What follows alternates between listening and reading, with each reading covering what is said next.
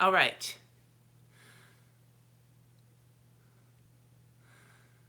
Okay, I'm in, and I have no idea if YouTube is working or not. So I'm going to find some comments and so on and so forth, and we'll see whether or not it's actually showing up. Let's find out.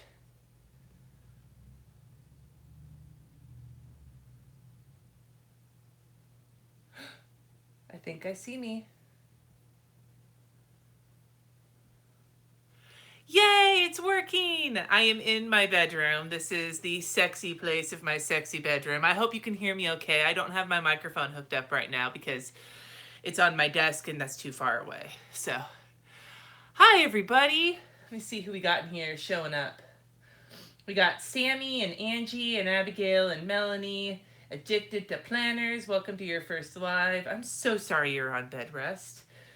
Kogal, we got Christiane, Amy Lynn, Keely, Amy Jo, Emmeline, Steph, Jen, Katie. What else we got? Nancy, got Chroma, you can hear me great. Kimberly, Claire, yay! Yeah, I'm sorry I didn't do the plan as you go today, you guys. I'm feeling slightly better than I was this morning, but basically today has been a feel like ass kind of day. I'm gonna move this just a skosh. Let's see if I destroy the whole world here trying to lower this tripod. Ooh. So I'm not looking quite so. There we go. I like that better. I'm on my bed. I actually had a meeting today at church that I couldn't miss, so I zoomed. I used Zoom to go in remotely because I was like, I'm not leaving my bedroom. I'm not going more than 20 feet from my bathroom. So this is how I'm doing it today, guys. Let's see who else we got in here. Ooh, hi Amanda. Welcome to your first live chat. Melanie's first live. Hi Elizabeth, Sandra, Katrina, Des. Um, Emily, it's in the middle of the night. I'm so glad you made it. Hey, Lori, Natalie. I'm hoping I'm catching everybody. Ooh, another Jen. Squirrels. Yeah. Anyway, you guys, so I wanted to go live and still talk to you even if I didn't do a plan with me today because I was like, damn it, I wanted to get a single video at least every day this month and I was going to blow it because I was blowing chunks. So we're we're going to see how long this lasts before the peace has been disturbed. We will see. Sorry if that's too much information, but you know, you feel crappy sometimes. Too much information is inevitable. So hi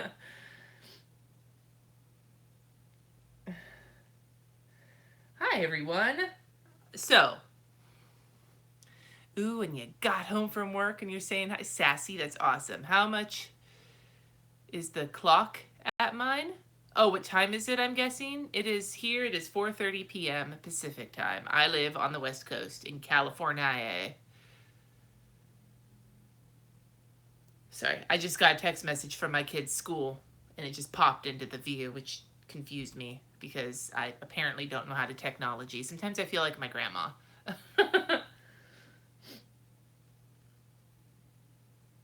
Now, if my shit keeps going in and out, I apologize for that.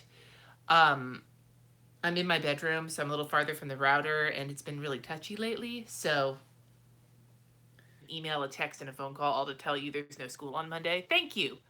I did not know that, but now I do. Times three. I actually did know that, though, because I have a planner. Ooh, rapidly thawing Brooklyn. Okay. Kenzie, you just asked me if where my favorite places to buy my planner things and where did I get my washi tape cutter. My washi tape cutter is actually a palette knife from Michaels that you buy over in the art supply section. It's an angled palette knife, costs like $3 or $4. And where's my favorite place to buy planner supplies? I don't actually have a favorite place. I kind of go from all over. I buy things from Etsy. I get things from shops that have their own website, like Chrissy Ann Designs. I go to various planner companies like Erin Condren or Day Designer or Kit Life or any of those.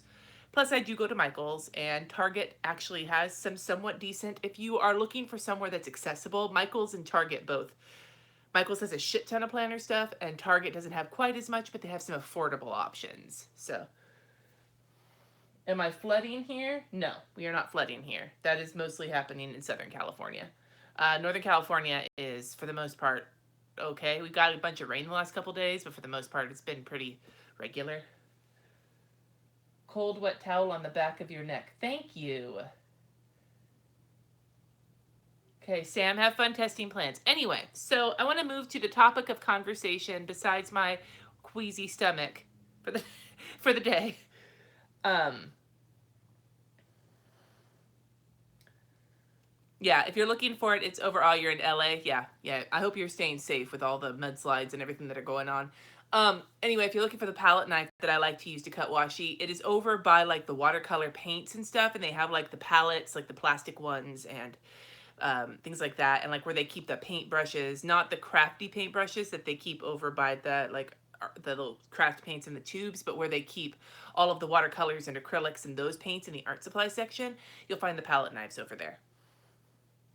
Anyway, so topic of conversation for today was something I actually was going to talk about in my plan with me today, but because I didn't do that, we're just going to talk about it here. And it's balance. Now, I'm not talking about this because I have it figured out.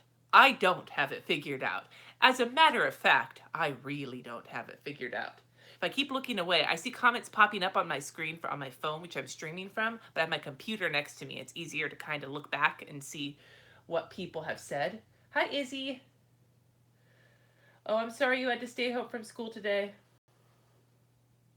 Working up the courage to start your bujo. Just do it, man. It's just paper, man. If you screw it up, it's not like you're gonna be smited and no longer accepted in the planner community. You just say, fuck it, it's not worth for me. So, hi, Abby. Hi. Okay, so balance.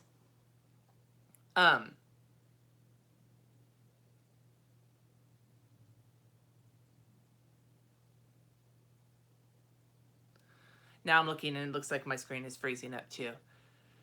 Smited or smote. I'm not sure. I think it's smote. I think smote is actually the oh whoops, just kicked it. Now I just got a voicemail from the kids' school from the same fucking reason. I swear. Yes, I know. The kids have Martin Luther King Day off. I know. All right. Anyway, now I keep getting distracted. So, hi Jana. Hi Christy. Oh, good. I'm glad you're enjoying them. So, anyway, we're going to talk about balance today. And the reason we're going to talk about balance is because it's the beginning of the new year, and often people set all of these resolutions, these goals, things like that for themselves. And it can be, you get all this energy and this like excitement at the beginning of the year because you're like, I'm going to achieve these things. And then by February, you're like, wah, wah. Well, I think that sometimes I'm going to flip up this little notification. There we go. I think sometimes we have a tendency, and I say we to mean people in general, but often it also specifically means women because it just is a pressure that we put on ourselves and a pressure that society can sometimes put on us. This idea of being able to do it all of the time, all the things we want, all the things we want to do, and be able to do it and take care of our obligations and do all of the things. Like somehow these perfect unicorn women or people exist out there that can hold it all together. Their car is always clean. They volunteer at all the places. They have a career, but they also have kids, and their kids are well behaved, and they go to sports and they juggle their sports things, and they're great at school and at sports, and they play instruments, and they're great at all these things. And you as an adult, you have a great relationship with your partner, you have a full-time career that you find satisfying, yet you have the time to keep your house clean, and there's no goldfish crackers in the back of your car, and all these things. And I guarantee you, most of you, whether it looks like that or something like that that applies more to your kind of place in life, like whether you're at the point where you're having a family or you are not, but in general, do we have a bot?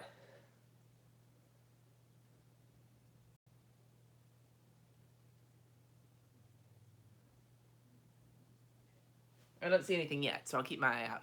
The point being is that I'm sure most of us in some form or another, whether it was in high school and there was that one person who always seemed to have all their shit together, like, and you saw them and you're like, how do they do that? And why am I not like that?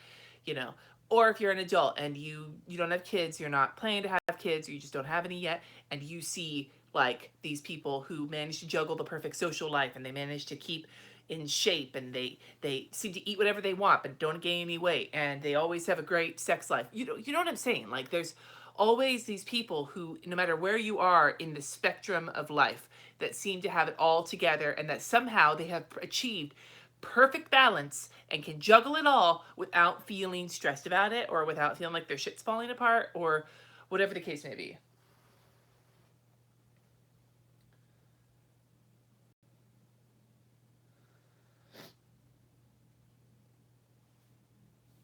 Yeah. So,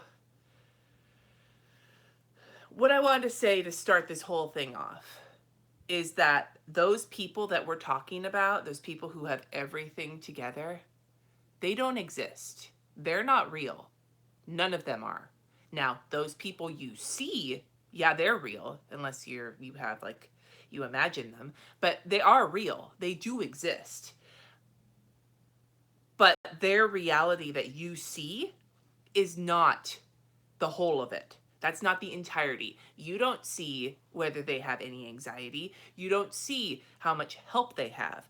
You don't see the fights that they have.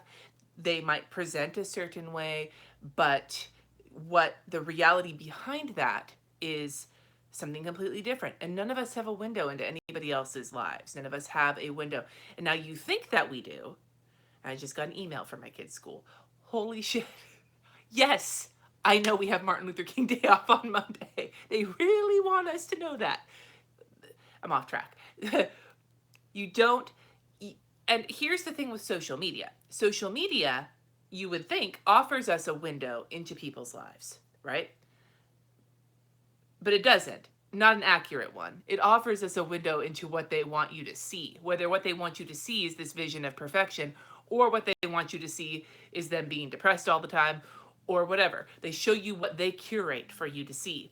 Whatever that image is. And the people who are really good at that, the ones that we all follow because they seem like they're put together and it's beautiful and it's perfect and all the things, they're just really good at curating it. That doesn't mean that they're not human. It just means that they're not great. They're very, very good at showing you what it is that they wish that they were, or the best parts of them, or whatever. Or the worst parts of them, I guess, if that's what they want to show you. Yeah,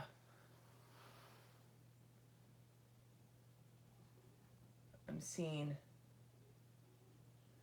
I appreciate that, Christy. I don't try to pose as something I'm not. That doesn't mean that you see every part of my life either. And actually, trying to have more conversations about how I feel, like my pain and those things, is something I'm not comfortable talking about. I'm trying to be more comfortable talking about it because I think it's better for me to not dwell on it and sit on it. But I do try to at least somewhat show that, and it's not because I'm perfect. It's because I'm not great at hiding. I'm not somebody who can curate a perfect life. I'm actually really bad at that. I am much better at letting it all hang out there. So that's what I try to do. And I'm not, again, you don't see everything. You don't see every minute of my life, or the moments where things are really shitty, or even sometimes when the moments are really great, because I don't.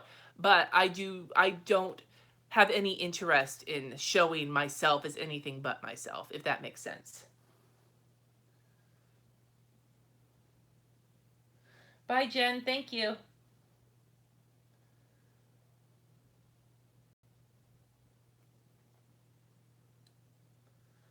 Keely just said that she's a communications major, and there's so much research on social media and how we filter, and that's why it can cause depression, or lead to depression. Yeah, I can totally see that. I love social media. I love that it helps open up a whole world of people you might not have talked to. Like, a lot of us would never ever be communicating with each other if it wasn't for social media. And that is the wonderful part of it, but it has a downside, like anything else does.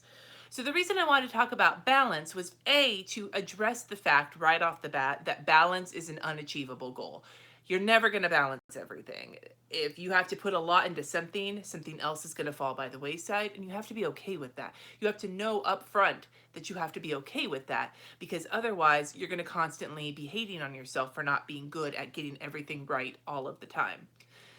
I'm going to tell you a personal story about me that is, at least some hi Deb. It's a personal story about me in the sense that a lot of you know some of this because I talk about it in my plan with me's. I um I share custody. My ex and I split up 8 or 9 years ago. We have a 14-year-old and an almost 12-year-old. And he and I, my ex and I, are both remarried. I have Mr. Cindy, and my ex has his wife, and his wife and I actually get along great. We have a pretty decent relationship as a co-parenting family. We have my two kids. Jess and I are not having kids because of my kidney disease, and I can't get pregnant anymore. My kidneys are basically the size of babies. And my ex and his wife have a daughter together. She's actually his wife's biological daughter. She's a year and a half older than my daughter, and my ex adopted her. So at their house, there's 3 kids, and at my house, there's 2 kids. We we share custody. We do week on, week off. So it's 1 week with us, 1 week with them. Has been that way for 8 years now, with 2 week time periods in the holidays and in the summer. We both live in the same town. That makes it, easier than if we live farther apart. One of the things that I have had to spend the last 8 years getting good at is how to understand how I am a mom when they're here, and I am still a mom when they're not here. But at the same time, learning to be happy with who I am when they're at their dad's house.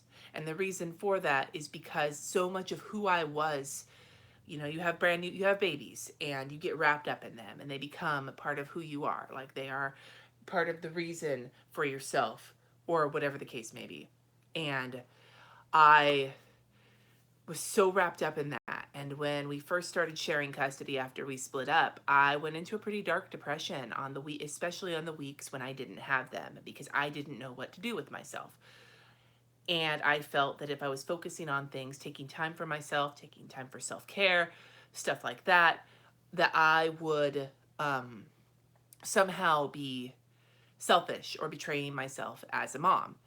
What I have had to learn is that I am still a mom when they are at their dad's house. That doesn't stop. And I still am ready to jump into full-blown mom beast mode if I have to. But that it is okay for me to enjoy the time I have when they're not here. Not because they're not here, but I mean, there are times, like I know there's some parents who wish that they had a chance for their kids to go away for the weekend or something. I have that every week. So I have to learn to take the good with the bad. And it took a lot of time, and I still feel guilty. And I'll tell you, at the end of the 2 week periods, when we, like what we just did for Christmas, when they were at their dad's for 2 weeks, by the end of it, I was like, fuck, where are they?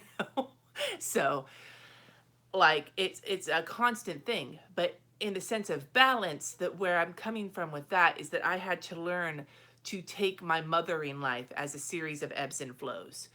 I go into hardcore mom mode when I have my kids, and it kind of tapers off the weeks I don't have them, where I'm not quite so focused on the day to day, but I still have other things to do. And I've had to learn to move things around to try and take care of shit during the weeks I don't have them, so that when I do have them, maybe I'm not quite so focused on other things. Bye, Kimberly. Hi, Mandy. And I'm sorry if I'm missing comments right now. I'm just kind of rambling.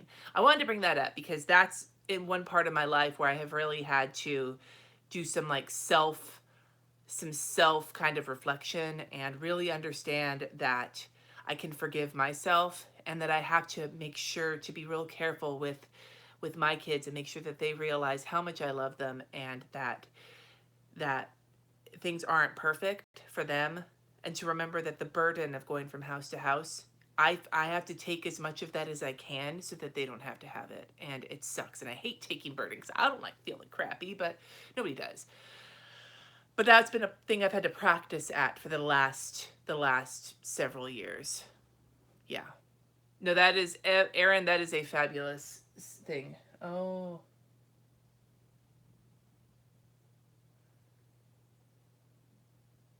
So I just wanted to bring that up as the reality of that situation. Now, generally,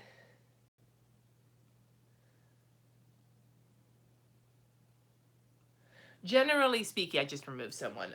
Generally speaking, to give you my kind of, and we all have our own things, but to let you know kind of where I'm coming from when it comes to thinking about balance, my current life kind of looks like this.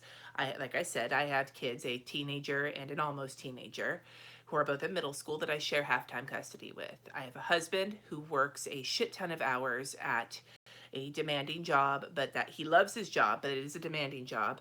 He also plays in a band. I work for myself. I do videos here on YouTube. I have my Patreon. I do freelance artwork, stuff like that, which in and of itself is a whole clusterfuck of lots of different things going on. I am also currently the board president at my church, which is in the middle of ministerial transition, which is 5.5 more months of presidency, and then I'm done with that. But bought again. Oh, thank you.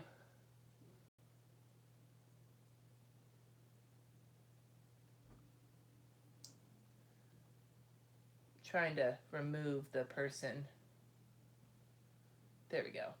Okay. Whoops, no. Damn it. I can't do shit.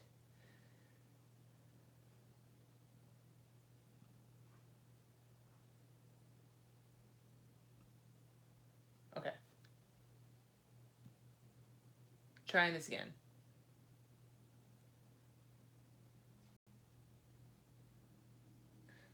Oh, Spanish translation. Oh, Portuguese. Shit. Well, I don't have... Somebody can do that. I can't. Anyway, sorry, I got distracted as fuck. So yes, I'm board president at my church currently, and I do some volunteer work through my church. A lot of it is community organizing work, and I do some work at the soup kitchen here in town once a month. And then I think that might be it. I used to be president of my kids' school's PTA, and I'm not. Thank God. That's done after 4 years. Okay. Anyway, so that's kind of what I'm juggling with my life right now. And I also sing in a small ensemble, which is not super often, but it's often enough. And I serve on a bunch of committees, blah, blah, blah. Over extended volunteer life is kind of, I'm one of those people who's not great at saying no to things. I don't balance it all. I'm not good at that. Generally speaking, at any given time, my entire being is put into one thing that I have to, and everything else gets kind of left to the side. My patrons can attest to this. There are times when I'm like gung-ho, I'm getting stuff done, and then some shit hits the fan, and suddenly I'm like, sorry guys, I gotta deal with this other thing, and but point being is that, like, I managed to keep it all. Oh, we also bought our first house this last year. That's the other thing that we're doing, that we did. But I try my best, Nora. I'm just, whoa. Oh my God, what did I do? I kicked my tripod and it all went down. It all went downhill. Oh, balls. Okay, we're good. We're back. We're back. At least I didn't put in a terrifying sound effect that time. I'm scooting back on the bed a little bit. Not perfect. Okay. Anyway. I haven't had any wine. I am actually... If the thought of having wine right now makes me feel like I'm going to go blow chunks. So that's not... Oh, and I guess I forgot the other thing to mention. I have a chronic genetic disease. I have polycystic kidney disease. My kidney function is currently skirting the top of stage 5, which is kidney failure. I'm not quite there yet, but I'm fairly close. And my kidneys are about yay big each. And they cause me a lot of chronic pain. So I'm dealing with that as well. And all of that together is to say I love my life. I am very happy with my life. But holy shit if my life is not frazzling on the regular. Like I feel like my hair is falling out or I'm going like Obama gray. Like you never know. Yeah. Maybe, Wendy. Maybe. So all of this to say, yeah, I have all this going on. But no, I don't balance it all. And as a matter of fact, sometimes my husband is like, Cindy, when will you stop taking things on? Because he gets the brunt of it. So Kathy says, to me, balance is deciding what is important at my current life stage, given those few things, priority, time, or money, and knowing what can be downgraded, like house cleaning. Yeah, we're getting better at getting the kids to do chores around here, so that's helping. I've never been very good at that. So, but, yeah, it's it's a hard thing to balance. I think is maybe not the most appropriate word that we should be striving towards. Not necessarily balance, but peace.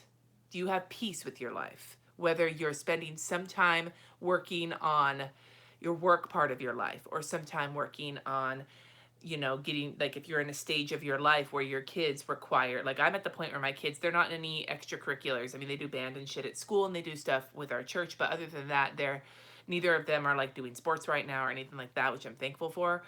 Um, but like, if you're in a point where your kids are in multiple sports, then maybe that's the time where other things kind of get either put on the back burner or given less of your focus. Or if you just bought a new house and you need to spend the next couple of months making repairs because it's a hoarder house, and if you don't make repairs, you can't live in it without hating your life, which, not that I lived through that or anything. But hi, Jennifer. Like, ooh, what did Susan say? Point being is that if you can have peace with where you're at with your life, even if you know it's not going to be perfect all the time and you're not going to feel like you've got it all down all of the time, but you can have peace with that, I think that's more valuable than balance. Ooh, watching from Barbados. Let's see what Susan said. Susan said her dad calls it contentment with who you are, what you're doing, and where you are. That, I think there everybody's right. That is a fantastic answer. Contentment, having contentment with your life, regardless of how cuckoo bananas it is. And my life is very cuckoo bananas at the moment. A little less than it was in October when we were dealing with the major brunt of the ministerial transition and the fires, but still kind of up there. But I generally think that I'm generally happy with my life. I'm not always happy with the decisions I make. Sometimes I feel like I could second guess myself, and I'm sure a lot of you know what second guessing feels like. But overall, I try to strive towards that feeling of peace or contentment, as Susan said, that feeling of knowing that I am doing the best that I can, and I'm okay with that. I am safe from the mudslides. Those are in Southern California, and I live in Northern California. What did Claire say? Claire said, peace, not perfect. Yes, that is awesome. So now that we've kind of talked about my thoughts on balance, I am actually going to scroll on over to my Patreon, because some of my patrons had some comments and questions about balance, and I promised them I'd talk about theirs first because they're my favorites. No offense to anybody else. Tamara said that she wanted to know, how do you give yourself, oh, this actually goes very well with what we were just talking about. Tamara said, how do you give yourself the grace to not be everything for everyone and to let go of the guilt? Her word for the year is enough, because she struggles so much with that. That's actually an area I struggle really hard with too. I hate letting people down. I hate letting people down. I hate saying no to people. I'm the person that everybody knows, if they need someone to help volunteer for something, they come ask me, because generally speaking, I'll say yes, even if my schedule is so full and I don't have the time and it's just going to make me want to like yank my hair out, but I say yes anyway because I hate saying no to people. I'm one of those people. That was actually how I got schnookered into being president at my kid's school originally, even though I thought it was very rewarding, but at the time I got schnookered into it because I suck at saying no. And I hate letting people down, which in and of itself is, yes, we are socialized. Who said that? I'll go back to my stream. I don't know what's going on with my life. Deborah said, we're socialized to never say no. Bye, Elizabeth. Give your husband a hug. Yeah, I am no good at saying no. And once I've said yes, I hate disappointing people. I absolutely hate it. I don't like. That's, I think, one of the hardest things about having this YouTube channel, having Instagram, having my Patreon, having an audience of people who look at my shit, because I don't want to do. That's part of why I think I did this stream right here, because I didn't do the plan as you go. And part of me was like, I really wanted to get these videos up every day, and people have been watching them and enjoying them, and I'm sick, and I don't want to use my planners today because I never do when I'm sick. But what am I going to do? But people wanted to hear from me. So, maybe it's hubris. I don't know. But I don't like disappointing people. So here we are having this conversation while I'm sitting on the bed in my bedroom. And my bathroom's right over there just in case I need to go to it.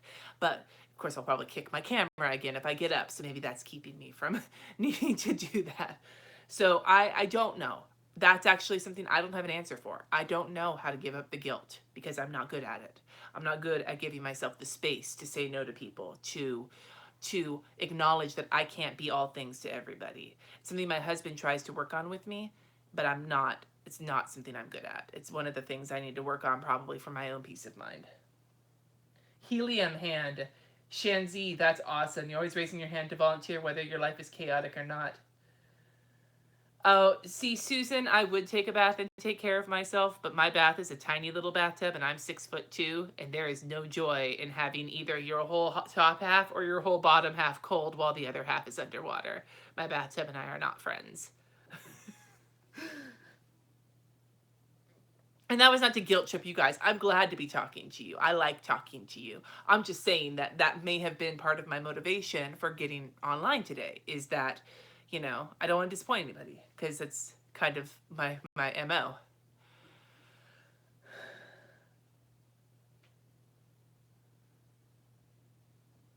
Oh, Addicted to Planners said that they can't say no, and sadly, now that you're on bed rest, nobody calls because you can't give them rides or watch their kids. That sucks, man. That sucks, and I'm sorry. Amy Stevenson is recommending Gretchen Rubin's book, The Four Tendencies. Sounds like I'm what she calls an obliger. That would make sense. I don't even know what that is, and it sounds like it could be me.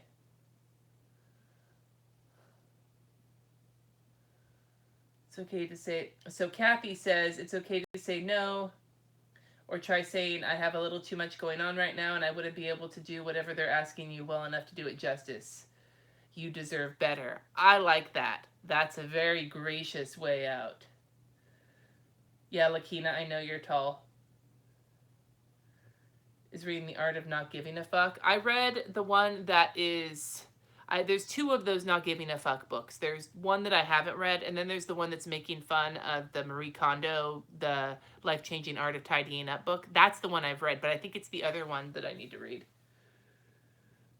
Anyway. So yeah, so that's kind of my thought on that question, Tamara. I don't even think you're in here. You're probably still out and about, but that is a excellent question that I have no answer for. Beatrice said, Beatrice might be showing up if I'm still live at 5, so maybe I'll save Beatrice's for a second because she might be popping in here soon. Jess, I'm pretty sure, is in here. Says her question is about working from home and your tips on balancing the work of the house, live, kids with your paid work. I work from home and I often find myself doing housework as a break from paid work. Wait, housework isn't a break. Sigh. Okay. This is actually something I think I'm getting a handle on. Okay. Disclaimer. I have never been good at housework. I grew up in a hoarder house. I feel like I missed the class they teach us as adults to teach us when you're supposed to clean things, how you're supposed to keep your house clean. I feel like I missed all of that and I don't understand it. So that's my disclaimer. I am not somebody who was ever good at house cleaning and I've never liked it. But I don't want my house to get gross because, as I said, I grew up in a hoarder house and the thought of my house getting gross and nasty terrifies me. I don't want to be turned into my parents. So, I mean, I would love to turn into them in other ways, but not in that way. So, oh, thank you, Karen. So the first recommendation I'm going to give you in general, if you're somebody who sucks ass at cleaning or doesn't feel like you know how to clean, or like, why is it that everybody else knows how to do and I don't, is to check out A Slob Comes Clean. Her name is Dana White, maybe? She has a book, couple of books, a podcast, and a website. She very much is like, she gets me deep down inside when it comes to my not understanding how people keep their houses clean tendencies. That really helped because it's hard when you search how to clean blah blah blah in your house and you come across all these blogs where everything's beautiful and perfect all the time, and I'm like, holy shit, I'm the only person who doesn't know how to keep my house clean. And then I found her and I was like, okay, she gets me. I like her. So I recommend her in terms of feeling better about where you're at so that you can make some strides. When it comes to balancing keeping your house clean while working from home, the way that I kind of, oh, Nora, I wish. I put the pressure on myself because I'm worried. I see other people's houses that are all perfect and I'm like, how the fuck did they do that? what I would suggest for working from home and cleaning is to either, what I try and do, we have the combination right now. Just burped. Sorry, it wasn't puke though. Whew. We have the combination of the kids, because they're old enough now to do chores, helping us keep the house clean. And also in the morning when I get up, generally that's when I'll sort of do a little sweep around the house and make sure dishes are in the dishwasher. I might vacuum or run some laundry or something. I try and get that done before I take a shower, before I get started on the rest of my day. And then usually in the evening after dinner and before I go to bed, or at least after dinner's done, try and do the same thing, kind of do a circuit. And then fitting in every once in a while time to do something bigger, like, vacuum by the cat box because he gets fucking litter everywhere because he's a hateful little hater cat when it comes to that. Is YouTube my only job besides being on the board for church? Sassy Ginger asks. Yes and no. Like, it's not just YouTube. It's kind of like if you take it all wrapped up into one. I do a bunch of freelance work. I like artwork. I have my Patreon that I do a bunch of stuff for. I do stuff for YouTube. I take on, basically it's like if you're a professional musician, how you have to have several small streams of income coming in so that if any one of them goes out at any given time, um you're settled. That's kind of what it is. I sort of do a bunch of shit and it all adds up to becoming my, as opposed to going to work for like, a job. A slob comes clean. Yes, that's it. Anyway, so watch your profanity. Okay, I'll totally do that.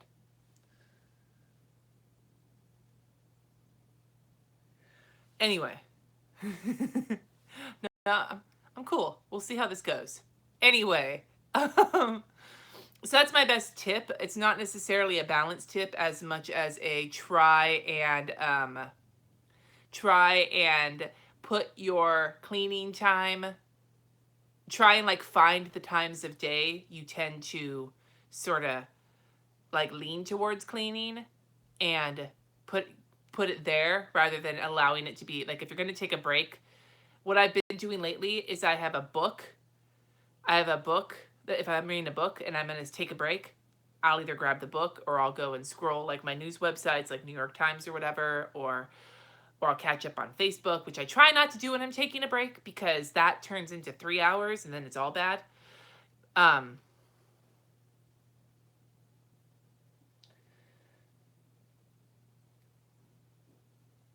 am I mean, Zaria? Or is everybody else mean? Because all I said was, okay. I'm really curious. So, um, so yeah, I try to keep the cleaning. The only exception I make to that is laundry, because I'll generally run laundry throughout the day. If I don't stay on top of laundry, is the one thing I have to stay on top of, or it turns into laundry fucking explosion, and the whole house will turn into mountain of, and I don't know what clothes are dirty and what clothes are clean, and they're all mixed together, and I'm like, what the hell? So I have to stay on top of laundry. Laundry is the one thing. If I don't stay on top of it, then everything else goes to shit. If I can keep the laundry flowing, like the Prince of Tides, then I'm the Prince of Tide, no pun intended. Then I feel better about my life, even if the rest of my house is a fucking disaster. Okay, now I think we're done having fun with this profanity.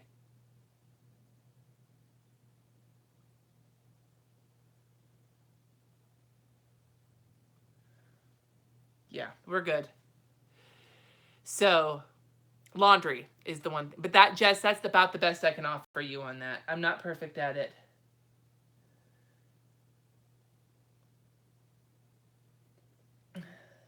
Erin says her goal in 2018 is to get a cleaning schedule that works. You've tried multiple times, but you can't. You have to get it together and get everyone in the house on board. You know how we got the kids on board? Money. That's the kind of parent I am. I laid down the green and I was like, you want money? Do your chores. You don't do your chores? Then the bank is closed. And they're of the perfect age. to to appreciate the money. So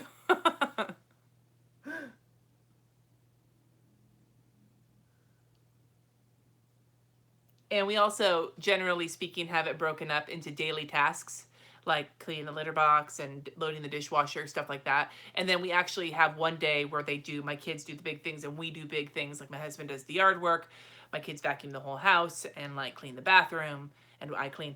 Oh, here's my other tip, and this is going to be too much information. I clean my bathroom, I deep clean, like scrub my bathroom while I'm either before the shower, in the shower, or right after the shower. So almost ready for the demonetization, I clean most of my bathroom naked. Why? I'm not allowed to get dressed until it's done, and I don't like being naked because it's cold. That's my way of motivating myself to finish getting my bathroom clean, is I do it while naked. Now you know, and knowing is half the battle. And I can talk more about cleaning as my own journey with it. My website is going to be going live soon, my revamped website with the worksheets and all the things. And I'm going to be doing some blogs on there about PKD, about clean stuff I don't necessarily get to on my channel. So there's going to be some more stuff out there to talk about my naked cleaning routine, like the naked chef, you know. So I'm not going to clean the whole house naked, just the bathroom. Well, Danielle, we're not going to talk about that right now. That's coming later. Okay, let's see here. Melanie had asked, um, Melanie said she finds it hard to balance prioritizing anything over her kids. Any advice would be appreciated. I know I can't give if I'm on empty, but I find it hard to fill my tank. I am sure a lot of people with kids feel that way, especially if your kids are younger. The older your kids get, the more you're like, fuck you. But like, um, um, um, ultimately, I think what it boils down to is that it is intensely important, and this is only something I learned because I share custody now and I was forced into it, that it is very dangerous to get yourself into a position where your life is built around the fact that you're a mother or a parent. Like that your identity and what you do in your life is is completely arranged around your kids, because that's not good for you and that's not good for them, because they need to make sure to see you model a person who is whole as a person, somebody who is not only someone who does things with and for their kids, but somebody who does things for themselves and for the other people around them, so that you can be a more whole, and I keep using the word whole, but that's kind of where I'm thinking about this, because I feel like if all you focus on is your kids, you're not a whole person. You need to take care of you too. And this is something that I continually have to work on. Again, I sort of got a kick in the butt to do it when I started sharing custody, and I had these weeks where I didn't even have my kids around. But on top of that, because I have my PKD and I have to be very careful with my health, and I'm really used to pushing myself and just dealing with the consequences later of pushing myself to get things done for the kids or for whoever, and then I deal with the consequences later. And the fact of the matter is, now I'm at a point where those consequences don't happen later. They happen right now. So the thing you need to remember is, even if, do it in baby steps. Don't be like, I'm going to take on a whole self-care regimen and I'll, no, nobody ever does anything great by going from 0 to 100. Just find one thing you enjoy. You know what's really fun to do if you get the time for it? Go out to lunch by yourself to somewhere you like. I went to my favorite sushi restaurant once by myself, without my kids, without my husband. I just went by myself and I ate sushi, and I sat there and I like farted around on social media. This was a while back. This was several years ago, but I ate sushi and I farted around on Instagram and social media, and I was by myself and I ate what I wanted and I didn't have to worry about anybody else, and it was magical. So but I'm not saying you have to do that necessarily, but just find something that you like to do and make the time for that. Even if it's just a little bit. Baby steps. Once a month as a start. Once a week. Something that's just for you, that's selfish. Because selfish is not a bad thing. Selfish is only a bad thing if you let your whole life be taken over by only doing things for you. But selfish in measured doses is actually great for your mental stability, because then you know that you are taking care of you so that you can take care of others. I love to go to the movies by myself. I'm not gonna lie. I went and saw The Sixth Sense by myself when it first came out in theaters. I was in college at the time, which dates me a little bit. And I walked home from the movie theater because I didn't have a driver's license yet. I was terrified because it was like dusk, and so the shadows were all going, and I was walking home after watching The Sixth Sense, and I'm looking around like, oh my God, I bet the dead people are all around me right now. Like, but yeah, it's the thing you need to remind yourself is that, yeah, the thing, yeah, try going out, Danielle. Try going out by yourself. It's actually good times. A little bit of good times, I will tell you. Like,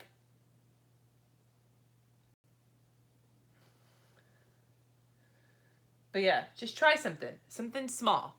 Don't try and change your whole world at once. Just try and figure out what would give you so much, like, superficial joy. I'm not talking about saving the world. I'm not talking about, you know, doing things for world peace. I'm talking about something trivial that makes you happy for no better reason than it makes you happy. If there is something like that, something small, do that one thing and don't feel guilty about it. And if you start to feel guilty about it, turn to yourself and be like, self, don't be a punk ass bitch. Just enjoy it for once, you know? Yeah, I will tell you, one of my best birthday presents I've ever gotten. This is, okay, this right here. If you have little kids, right here. This, if you have little kids and a partner who supports you, I'm going to give you right now the greatest birthday present of all time that you can ask for. My husband, on my birthday one year, I got home from work because I had to work on my birthday. He promised me that for 3 hours, I could sit on the couch and put my headphones in and watch a movie on my phone on Netflix, and he would field all of the questions from the kids, and when they were fighting, he would deal with them fighting, and I could ignore everybody and not feel bad about it. I could just sit. I watched Black Swan. I remember what movie it was. I watched Black Swan on my phone with my headphones in, and it wasn't that he got them out of the house. I mean, that's good too. But if they got out of the house, I probably would have tried to clean the house. No, no, no. They were home. They were around me. They were fighting. They were asking questions. And I ignored them. And I sat and I watched Black Swan on my phone with my headphones in. And I ignored them. And he took care of it for about 3 hours. And then he was like, okay, I can't do it anymore. And I'm like, it's cool. Yeah. I'm telling you, you're welcome. Try it. It's liberating. It makes you feel amazing to be able to ignore it. To have it right in front of you and not have to do anything about it.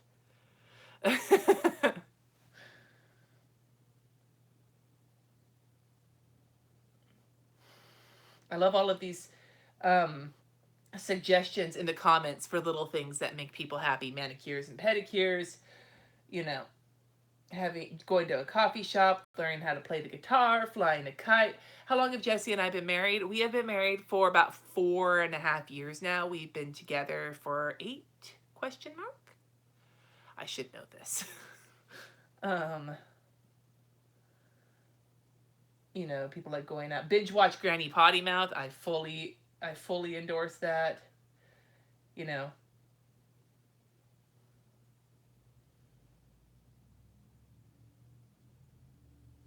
yeah. I am feeling a little bit better. Yeah, talking to you guys is perking me up on the very much. So, Pam, that's epic. Okay. So the last question that's from my patrons is from Beatrice, and she said, "How do you balance the functional?" Oh, this is a planner question. Ah.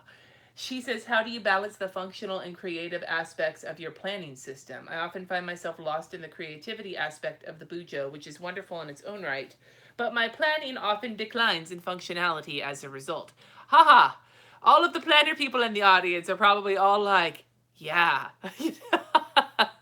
um, well, part of the reason I'm able to kind of balance it now is that I've been sort of tweaking how I do things for the past like 3 or 4 years now. And have kind of found my stride, which will change as it always does, and then I'll have to go through a fresh refresh of the system. Ultimately, what I try and do when it comes to creative planning is I try to add in new things very, very slowly, because I need to make sure I'm adding them in because they do one of two things. They either increase my productivity or they make me happy when I do it. And if they don't do at least one of those two things, then it's going to throw me off the track, and it's going to be making something creative for the sake of making, and it's not going to be actually fulfilling either of the two things that planning really does for me, which is making me more productive and making me happy because it's creative. Those two things. So ideally, everything that I do in my planners does both of those things. It makes me feel more productive and it makes me happy by doing it. But I want at least one of the two. So I add things very slowly, and if it doesn't hit both of those, or at least one, then I stop doing it, or I try to. And that is something that you should kind of keep in the front of your mind when you're doing creative things. Stop and think to yourself, is this something that is actually helping me with the reason I'm doing this in the first place? And if it's not, then think, okay, what can I take from this that I really love, but still keep it, on the productive side. The biggest way to kind of try and avoid that is to catch yourself when you're observing social media and you're seeing people do all these creative and fabulous things. And if you catch yourself getting lost in that and feeling like the FOMO and wanting to recreate all the things, and you're doing all that and you're not feeling satisfied, maybe take a break from some of the creative whirlwind that's going on Instagram and Pinterest and Facebook and YouTube and all the things. So it's a constant process, and you just have to keep reevaluating, asking yourself, like, decide for yourself, what is it you want out of what you're doing with your planners? Is it productivity? Is it a creative outlet? Is it the love of having all of the pretty things? Like, what is it? There's all sorts of reasons you could be doing what you're doing. If you know what those reasons are and you kind of keep them in the forefront of your mind when you're trying new things, and you hope and you make sure that what you're trying kind of fits those qualifications, it'll help keep you on track with what it is that you want. And if they're not, then you should really evaluate whether or not you think it's a good idea. Even if you like doing it, maybe find a way to do that that's not going to hinder you from what you actually want to be doing. I feel like I just said a whole bunch of nothing, but that's really the best advice I can give on that.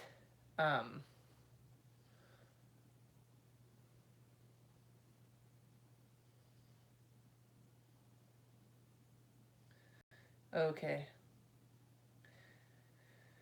Claire is asking if my ankle is better. No, well, it's getting there, but it still hurts if I put too much weight on it by the end of the day. And I fell down shaving my legs the other night, so I'm not sure exactly where it is.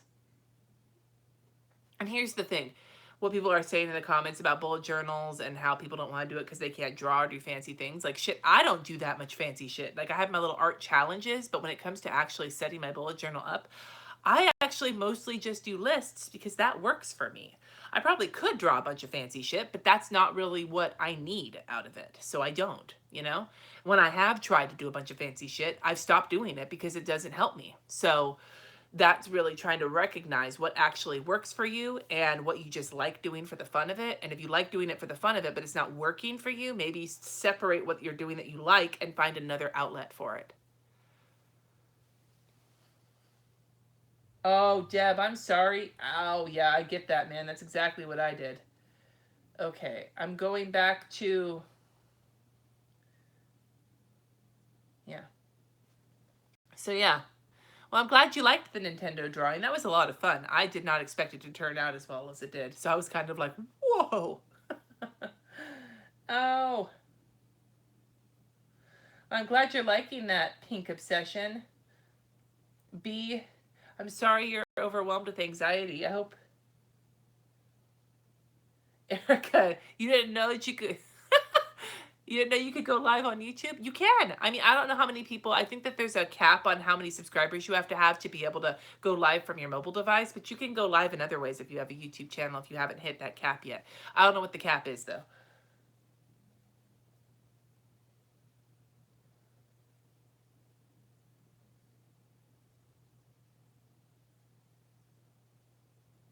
Yeah. 100? Ah, that's not, it used to be 10,000, so I'm glad that they lowered it because I like going live from mobile better than I do from the webcam on the computer, even though with the way my fucking router works, it usually turns out to be just as fucking choppy, so. Lakina, you are absolutely right. Lakina says the best part of bullet journaling is it's yours. It doesn't have to look like the layouts on Instagram and Pinterest. I absolutely agree. The problem that you run into, and I fall victim to it too, and I generally am like, fuck yeah, I'm just gonna do what I want and fuck everybody else. Like, that's how I usually feel. And yet I also find myself sometimes comparing myself to other people, what they're doing, what their bullet journals look like, what their Instagrams look like, fuck, their YouTube channels, like the people who put up the soothing and fabulous bullet journal videos. And I'm like, why don't I do it like that? Why don't I, like, you know, put candles out and and do a voiceover so that I'm not like all over the place and, you know, have perfect fingernail. You know what I'm saying? Like, it's the bullet journal, it's the presentation of the bullet journal, it's all the things. And I fall into that feeling of like, God, why am I not better? And then I'm like, and then there's the other part of me. It's like two little people on my shoulders. There's the one that's like, oh, why aren't you better? And then there's the other part of me that's like, dude, fuck you. Like, I'm fine just as I am. You know, it just depends on who's loudest at the moment.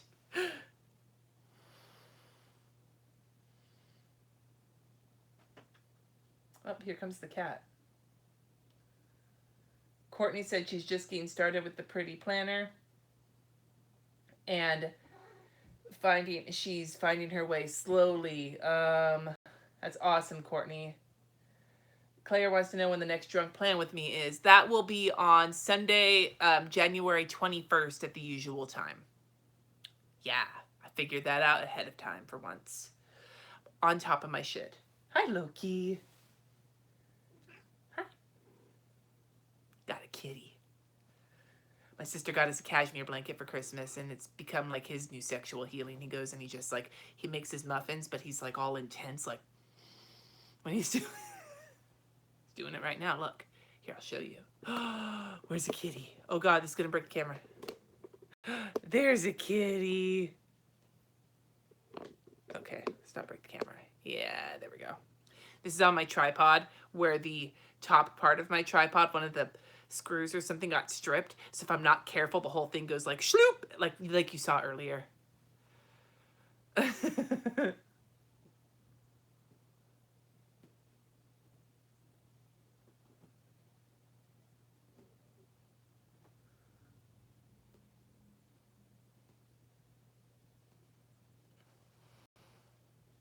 I'm scrolling through the comments. Jess referred to those two voices as my gremlin and my groupie. I really love Jay Smooth on YouTube. He has a whole video, a couple of them I think, about what he calls the little hater and the little haters inside you who tell you you're not good enough and how to try and deal with the little hater. I really resonate with the little hate. I mean, I don't resonate with the, I mean, as I am a hater sometimes, I do resonate with the little hater, but I also understand like the idea of it. You're right, Deb. He does look a lot like your cat.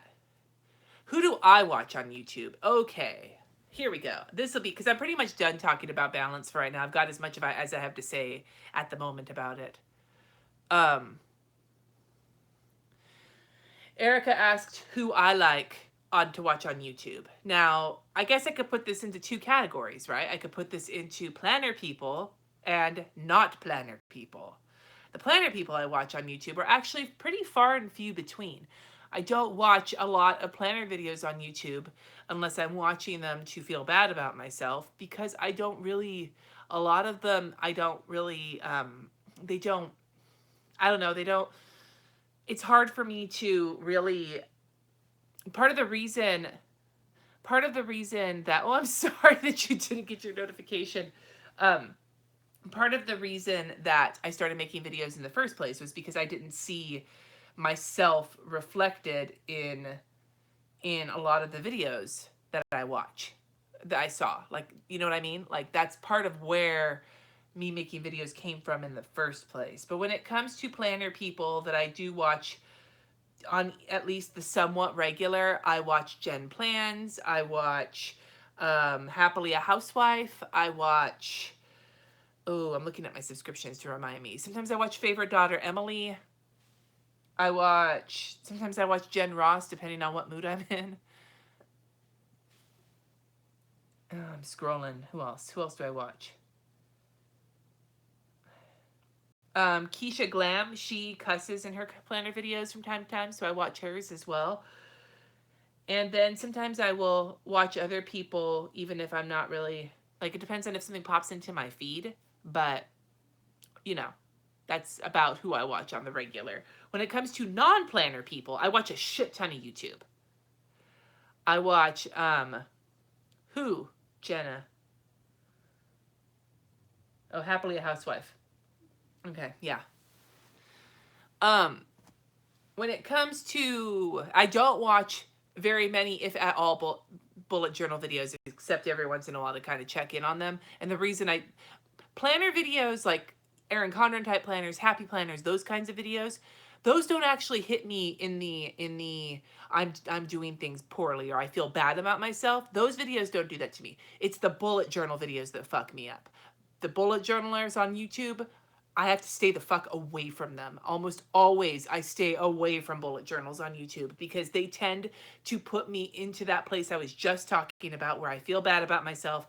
And it's like a twofold. I feel bad about myself because my bullet journal's not perfect enough, and I feel bad about myself because my YouTube channel's not perfect enough. Both of them, they hit me both like a fucking tag team of shitty badness, and I have to stay away from them just for, like, I have recognized that, and it's not their fault. It's me. It's on me for feeling that way. And so the way to avoid that is to avoid watching them, which I watch them every once in a while, and then shortly I'm like, why am I watching this? Cindy, you knew better. You knew better.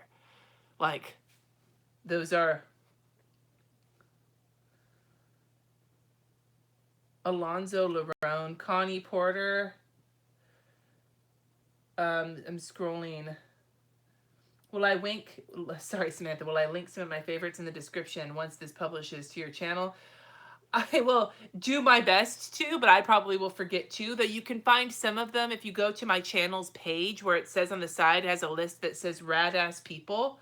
Oh, where is it? Rad Ass People. I have who's on there? My rad ass people, the people that I choose to put on there, because the way the YouTube sets you up on your channel is you can list people yourself, and then where it says related channels, those are people YouTube thinks that you're like. And actually, if you go into the related channels, most of those are people I can't watch because I start feeling bad about myself, which I find highly ironic that YouTube's like, yeah, these are the other people like her. And I'm like, oh God, but if I watch them, I feel bad about myself.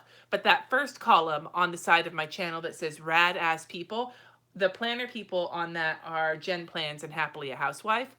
And then the other people on there are other people I like to watch that aren't planner people. Although Amy Landino actually does bullet journal videos every once in a while, not because she's a planner person, but because it's her system. She's actually somebody whose channel is all about being a better YouTuber. And she organizes her channel using a bullet journal, so sometimes that pops up into her videos, but that's not the focus of her channel. I've actually met her in person, and I think she's fantastic. So, um, let's go back. Let's look.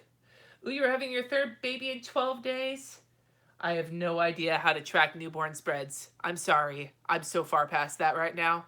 I can track teenager moody spreads. That's about as far as I've got right now. But congratulations. Anyway, so when it comes to, well, Amy, that's awesome. I'm glad to inspire you. When it comes to non-planner people, who do I watch? I watch Jenna Marbles. And I don't just watch Jenna Marbles' main channel. I also watch her podcast channel with her and her boyfriend, Julian. I actually listen to the podcast more than I watch it because I love listening to podcasts. The Jenna and Julian podcast. I don't listen to all of them, and some of them they're super just like farting around playing games, but they actually do some really insightful commentary on YouTube in general, on the internet world in general, freedom of speech. Their podcast they just put out this week about the whole Logan Paul situation. Is very insightful, and I highly recommend it if you've been following that at all.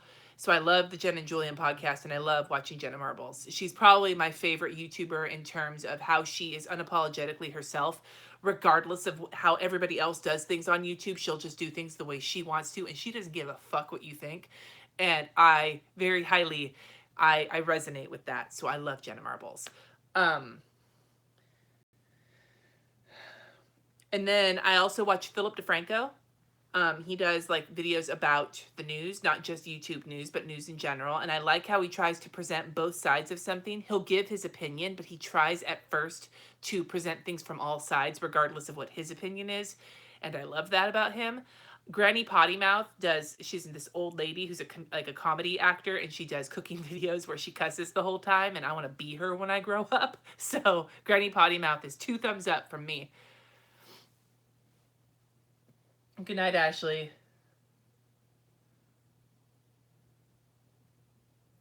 Your husband could be man boyfriends with Philip DeFranco. I highly agree.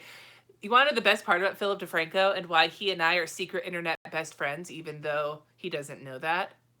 He also has polycystic kidney disease.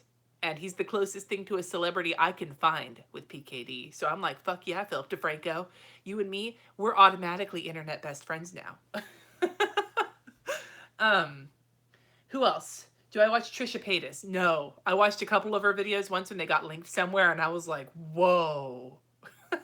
So no, I don't watch her. I'm like, I do like to watch some beauty people, though that's turned into almost like a question mark watch to me where I'm like, but the ones of the beauty people I currently enjoy watching, I like watching Makeup Struggles. If you don't know who she is, her video quality is kind of garbage, but she is hilarious. She also cusses up a storm. Her outlook on things is so smart.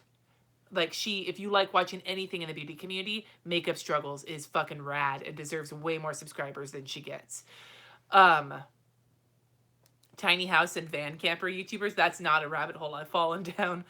Um, the only beauty YouTuber you follow is a dude. Yeah, I watch Makeup Struggles. I watch Raw Beauty Christy, and on the regular, that might be it for right now. I used to watch more, and then I got kind of over the whole thing.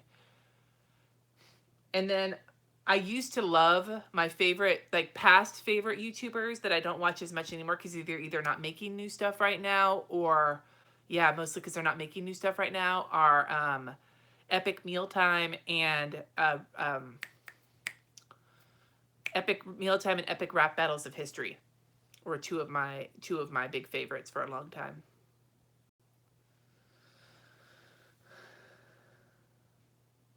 Bye, Deborah. Kimberly Clark. I do watch Kimberly Clark. I actually really like Kimberly Clark. Her Listen Up series is awesome. I have not watched Simply Nailogical yet, though my kids watch her. I should try her out, but I just haven't gotten around to it yet.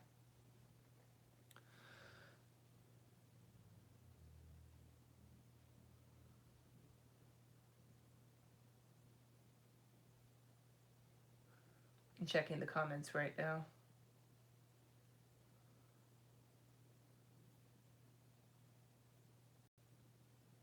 And then trying to think if there's anybody else I can add. Oh, when it comes to being like an entrepreneur and a YouTuber, Roberto Blake tells it like it is a lot of the time. And I find that he has a lot of great tutorials on how to use things like Photoshop, camera gear, using YouTube as a whole. Like his channel kind of ranges the scope of things. But if you are interested in all and anything in the digital space, then Roberto Blake has a lot of really excellent. He breaks things down really well. And on top of that, his insight on a lot of things that happen within YouTube is top notch. He's very, very good. Gary Vee, I love that he cusses. I think that's fantastic. I watch Vlogbrothers from time to time. I'm not in like the nerd fighters or whatever it is, that whole thing. I like watching them because I think like it depends on what my mood is. I pick and choose the topics from them that I like to watch, and I'll watch them. I like the Frugal Crafter. She is very, very awesome at explaining things. I'm scrolling through my the other beauty person I watch is Emily Noel, in part because I feel like she caters to people that are a little older than like the 18-year-old set. And as I am going to be 38 at the end of the month, I find a lot of the beauty people on YouTube to be not talking to me. I feel like she is a little bit better at recommending things that might work for someone in my age. Who else? I'm scrolling through my subscription people. I'm subscribed by a bunch of people, but the people I watch on the regular.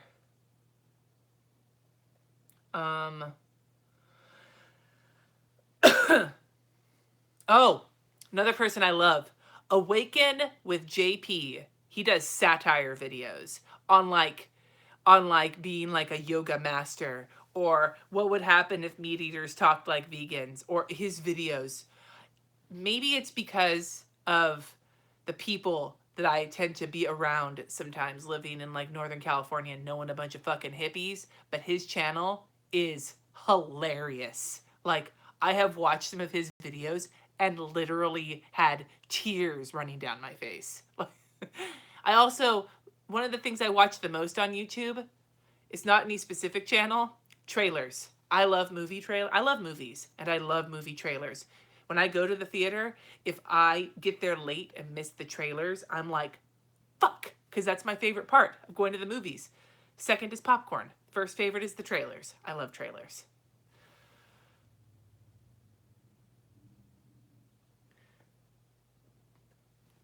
Aw, thanks, S-Mac. I appreciate that. And tell your friend I appreciate that too.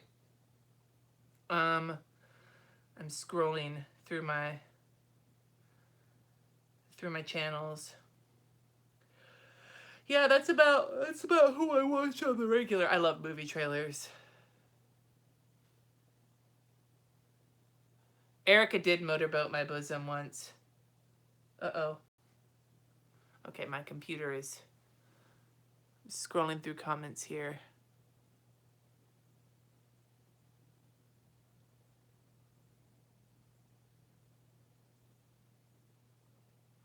Okay, Elizabeth said, you were scrolling through comments on someone's video and saw you talking about how you have a small channel, so you want to know what my videos are about. You're probably, Elizabeth, you probably found me on,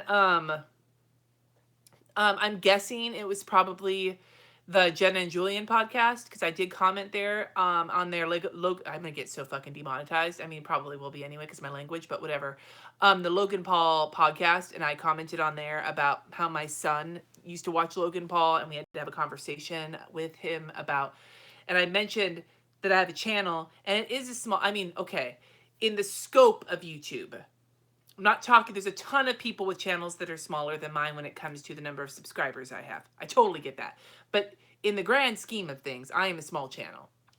So that's why I kind of brought that up, because I wouldn't be like, oh, I've got this awesome YouTube channel. No, the point being, I have a small niche YouTube channel. My channel is a niche. It's a planner channel. It's not a lifestyle or something that could go big. I don't vlog, except sometimes. So, but I wanted to mention that I had a channel because part of, to me, and this is not necessarily something a lot of people in the planner community think, because planner videos are sort of in their own like little biosphere. As someone who does make YouTube videos, and I love YouTube as a community, I find it very important to pay attention to what is happening on YouTube. And I know other parents, like parents of my kids' friends, who are not in touch with what is happening on YouTube. And when your kids are watching YouTube more like instead of TV, they're watching YouTube. My kids can't name any movie stars, but they can name YouTube people for fucking days. They can name YouTube people. And so to me, it's very important for both my kids' sake, but also for my own sake. As a creator, I want to make sure I know what's happening, because when someone who's got 15 million subscribers fucks up and does some shit on YouTube, it affects all of us. When they start demonetizing things, when the ad people pull out, when they start the new adpocalypse or whatever.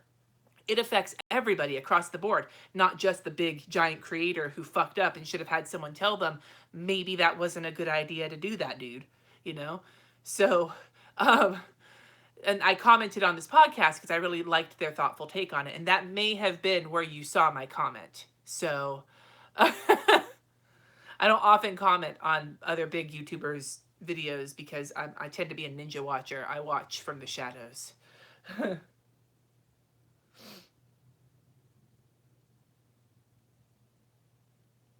Okay.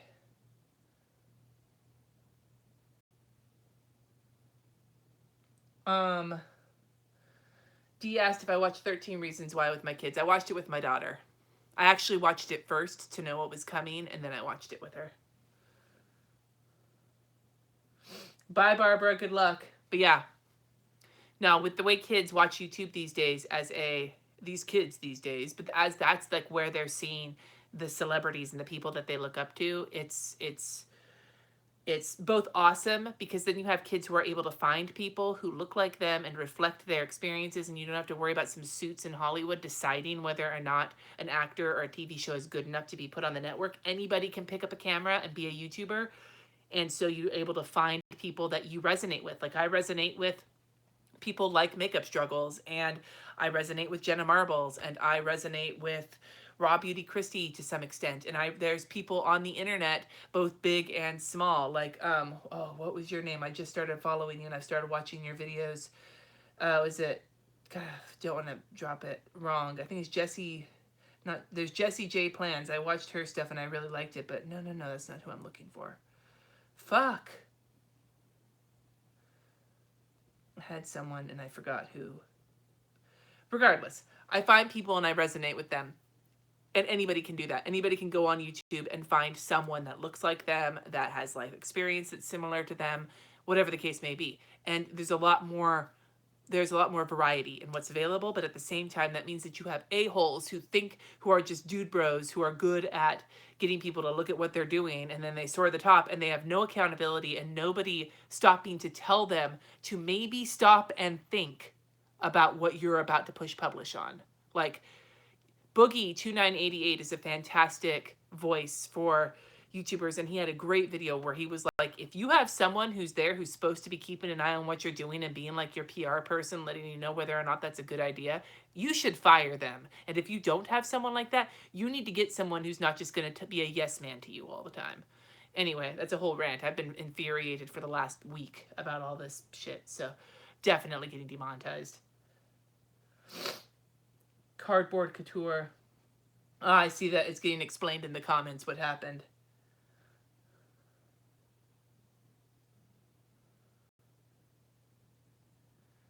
Elizabeth, I'm sorry it affected your friendship, but I'm glad that you said how you felt about it because it's some hot garbage and it makes me angry. It makes me angry on so many levels. It makes me angry because people who his audience is people your age and people my son's age, people who are like 10, 11, 12, 13, 14, in that age range. Those are his fans, and he knows that, and he still put that up there. And not only that, but there are people who have been affected by suicide, and he still put that up there. And there are people who, like, the family of that person is out there, and he still put it up there. And not only that, but even if you took all of that out of it, he is one of the biggest creators on YouTube. And when at the PewDiePie situation, like the adpocalypse that came and all sorts of people are getting demonetized because of something that he fucking did. This other thing, it's like he has a responsibility to other creators on the platform to not be irresponsible, and he still fucking did it. And then his dad came out with some fucking thing saying, oh, but it's the haters. No, dude, it's not the haters. It is people with real, legitimate issue with what your asshole son did. And you're not gonna you're gonna say that people are haters when what he did was irresponsible and fucked up and wrong. Sorry. It's been a soapbox I've been on for makes me angry.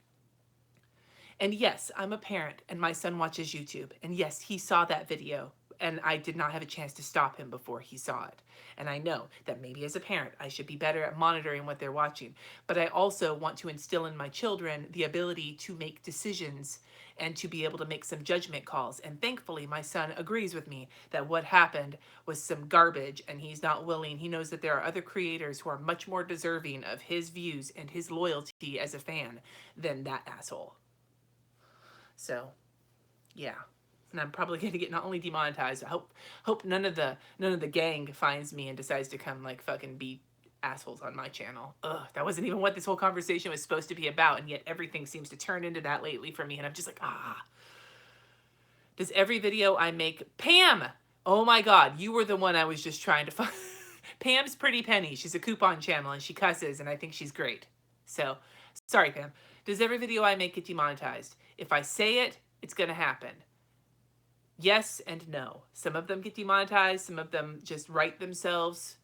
I don't rely on AdSense from YouTube, so I'm okay you know, one way or the other. It's really like, it helps. It does help, but it's not the only thing I do. So I'm not reliant on it, and I don't recommend anybody be reliant on it. And I'm never going to let the policies on YouTube dictate how I make my content, because I don't live life like that. And I don't think I do anything hateful or wrong. I just happen to cuss. So yes, sometimes and sometimes not. And I have no idea why. I don't know what it is, the difference between what. I'm actually pretty positive that some of my videos have gotten demonetized, not because I cuss, but because I put bullet journal in the title, and the word bullet caught the eye of the bot that does the demonetization. That's my theory. That's my conspiracy theory, is that some of my bullet journal videos got demonetized, not because I cussed, but because of the word bullet. I'm pretty sure. So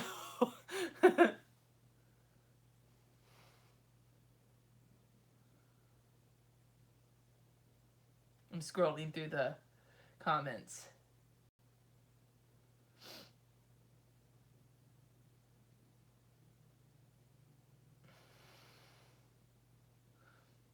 Oh, for those of you guys who have been affected by suicide, I am so very sorry.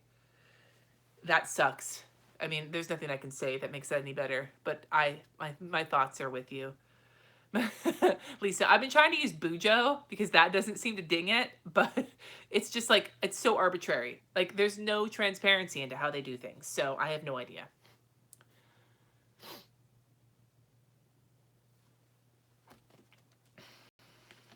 But yeah.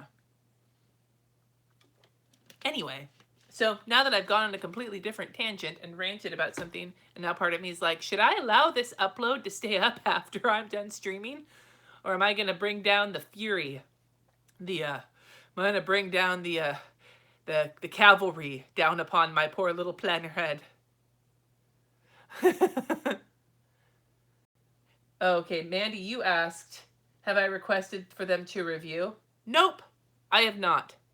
Because I my language is colorful enough where I worry that if I ask a real person to review my videos, they might be like, well, it demonetized you because of this, but actually it's all of these other things you say, and I'm not really in the mood to bring that down on my head.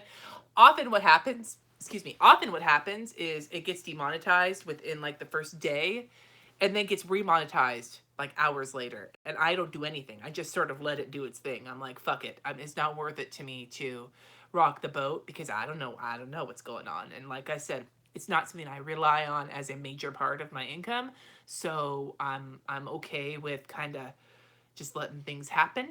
But I also haven't been hit so hard with the hammer that it's really affected me that much yet. It's not an invitation, YouTube. Not an invitation.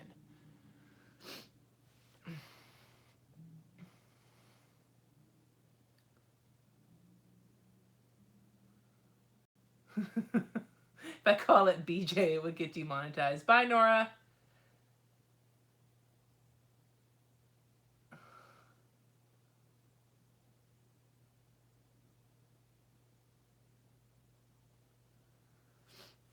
Yeah, no, it's hard, you know, and I guess, Mandy, my best advice for you would be, if you're trying to grow YouTube to as an income, is to don't look at income YouTube as the only source of possible income. Try and like look beyond that. There are people on YouTube who are great at helping you really understand like ways to have YouTube be the primary driver of your income without it being the source of your income. And I could recommend Roberto Blake is a good person for that. Tim Schmoyer is a good person for that. Amy Landino, who's in my Rad Ass People list on my channel, she's a good person for that. There's a bunch of people like that out there who, now I'm not talking about the sleazy marketing people who don't give you any real information. They actually give some really good information, and I highly recommend them for watching them to kind of understand things as a big picture rather than a small picture. Roberto Blake is fucking rad. I think he is. I had the privilege of being, because I'm a patron of someone else, of Tim Schmoyer on Patreon, and he has experts come in sometimes and every once in a while, and he had Roberto Blake on there, and I was like, yeah, I would talk to him because he knows some stuff. So food channels are getting demonetized. Yeah, Tim is wonderful. He's got some really great information out there. His podcast is really good too. So I recommend his podcast as well. And if you're looking for podcasts for information on being a YouTube, doing stuff on YouTube in general, I can recommend Beauty and the Vlog with a V. It started out as a beauty influencer podcast where they talk about being a YouTuber, a beauty YouTuber, and like the business behind that. And she's kind of expanded to like talk about like Instagram and blogs as well. Some really interesting interviews on there where you can kind of hear from people who have made YouTube their career. And it's interesting to see the other side of it and take what you can from it and like kind of leave what you don't want.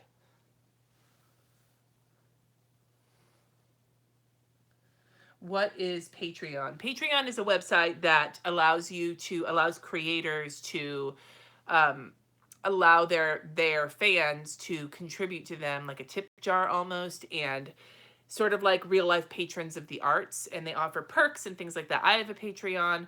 There's a bunch of other people who do too. They're all different. It depends on what kind of like lore. The podcast is a really awesome Patreon.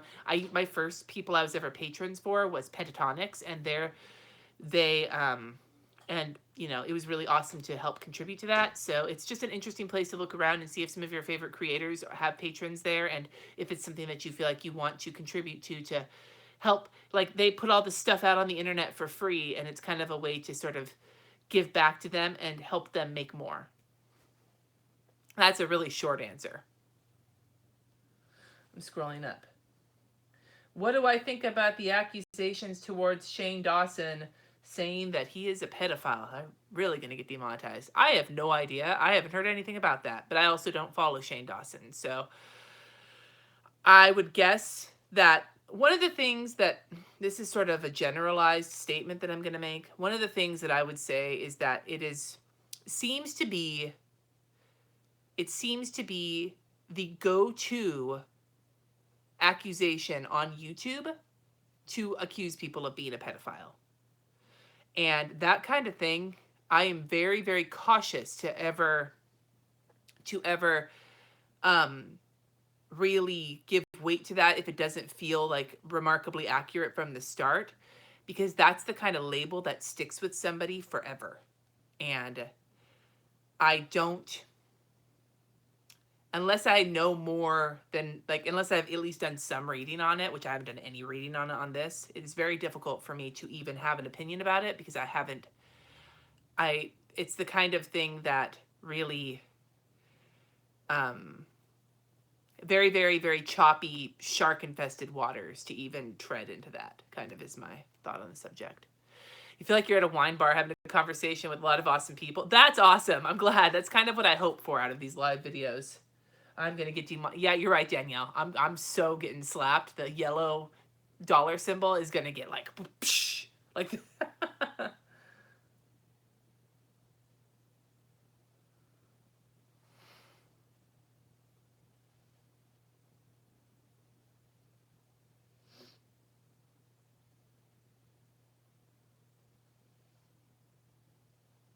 Steph, you said you wanted to start a YouTube channel, but you dabble in so many things you can't decide what to make it about.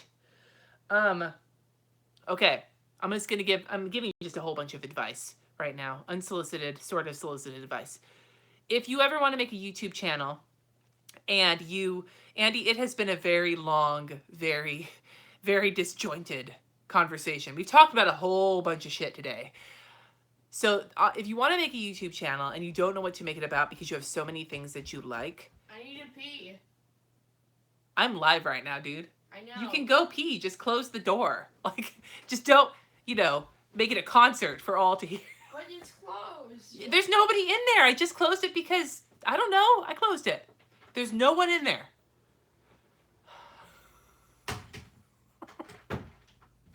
Anyway. If you want to, okay. Yes. If you want to make, RJ, Katie must be in the other bathroom, I'm guessing.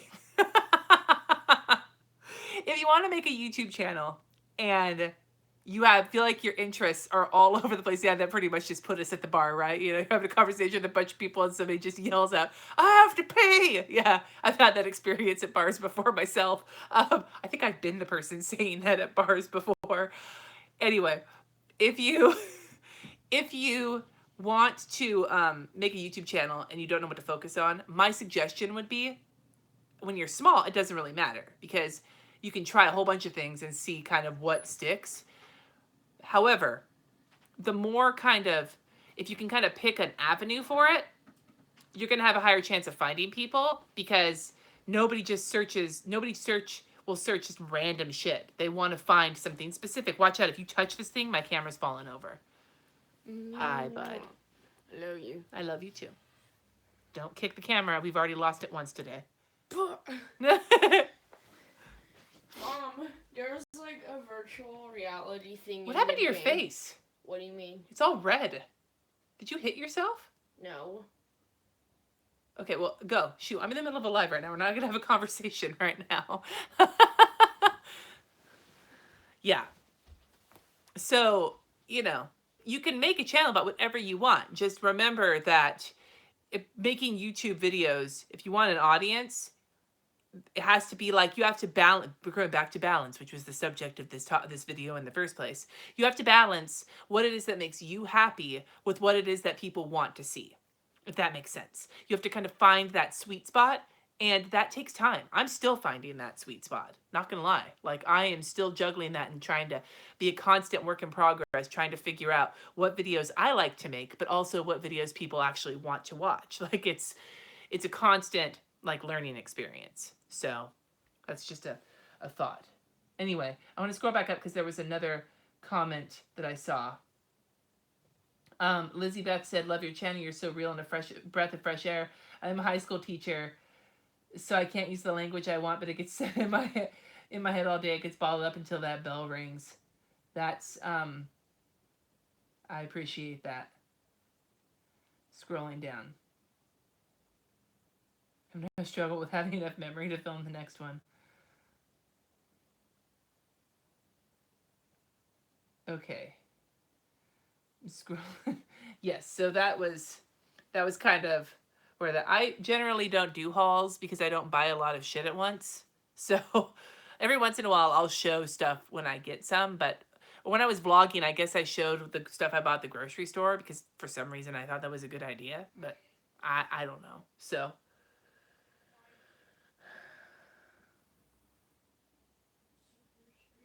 I do like the Penn Thunderdomes as well, Dee, and I want to do more of those. I just have to get myself organized. That was a lot more work than I anticipated it being. So I got to go into this next one with a little bit more forethought. Aw, thank you, Sassy.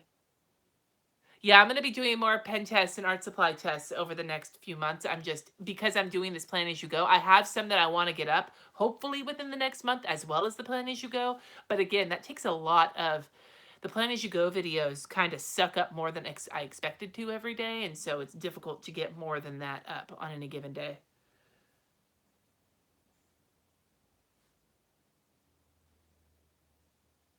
Rachel, you love watching me write and ramble, so I could just copy out the dictionary and tell limericks and you'd be cool with that? Yeah, I think I'd be down with that too. The Jane Davenport art supplies are awesome. I actually have some of her fountain pens to test out that she sent me, and I just haven't gotten around to it, in part because I haven't had time, and also in part because I'm scared of fountain pens.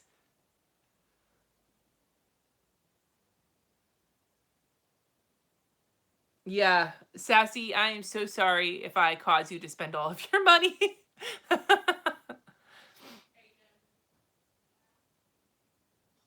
Yeah. Yeah, I'm not drinking any alcohol right now because my stomach is too tender for that.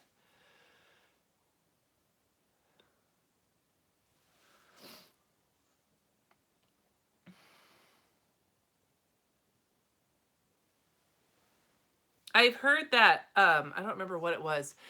There were some cheap fountain pens on Amazon that I think the Frugal Crafter got to test out a bunch of inks, and she said they were $1 each, and I don't remember what the brand was. But if you watch I think it was her end of the year.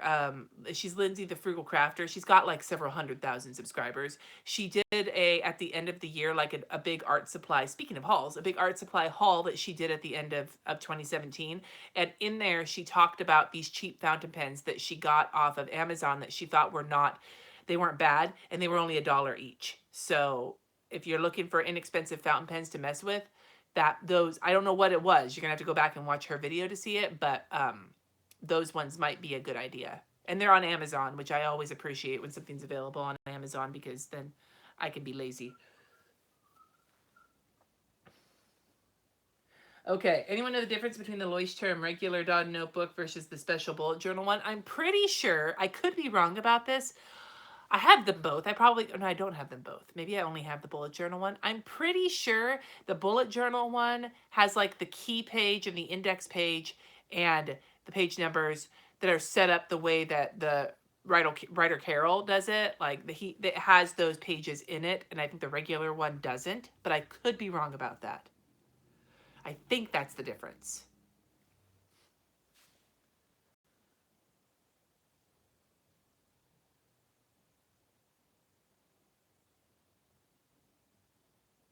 Scrolling through comments.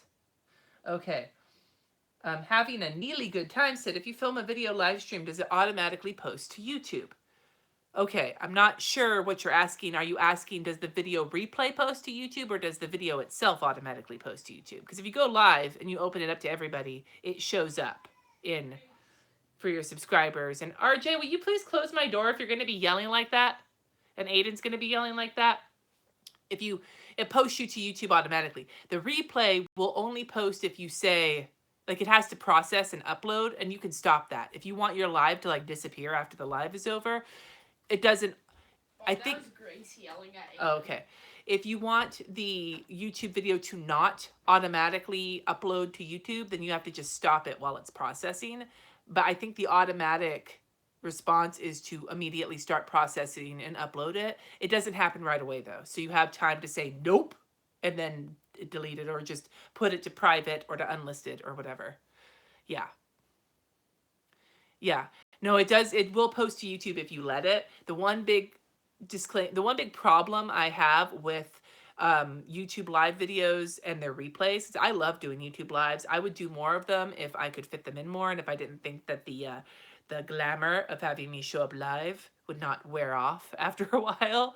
But the one thing I don't like about it is that it doesn't retain the original live chat. Like the chat we're having right now with people talking and, talking about all the things in the chat, which I think is one of the most fun part about live videos is the chat.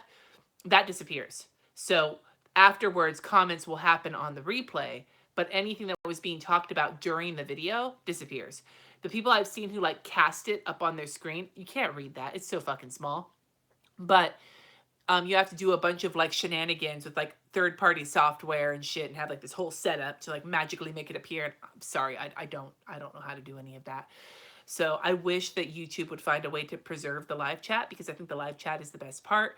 But I also think that maybe that's why you just want to make sure people make it to your lives and tell them about them ahead of time instead of just doing them on the fly like I do. Okay, brush pens for lefties, or does it matter? Lois said. I'm not a lefty, so I don't have a lot of great advice. I think the problem with brush pens in general for lefties is that they're moist, so they may smear. That's why I think maybe something like a Tombow is probably a good idea, because the pen body itself is longer, so you can hold it higher up and not have your hand touching the paper. But that's my uninformed right-handed opinion. I have a lefty daughter, but she doesn't use brush pens, so she wouldn't be any help there.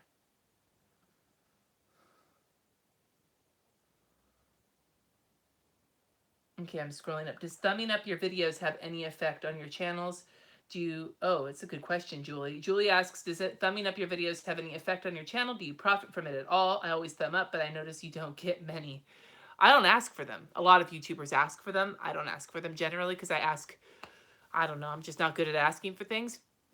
From what I understand, thumbs up and thumbs down, for that matter, are engagement. So they don't add to any like monetary compensation from YouTube, but what they do is they let YouTube know that people are engaging with your video, and that will help push it out in suggested videos and in search and in related videos and on the front page. All those things happen if there's more engagement in videos. So I'm making the assumption is that if people like or dislike your videos, they put the thumb up or the thumbs down. Those both count as engagement, and they push your videos forward.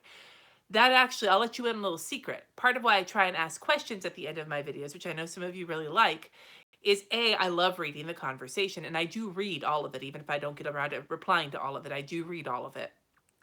But also because comments on the videos also count as engagement, and that's, helpful. Thank you if you comment.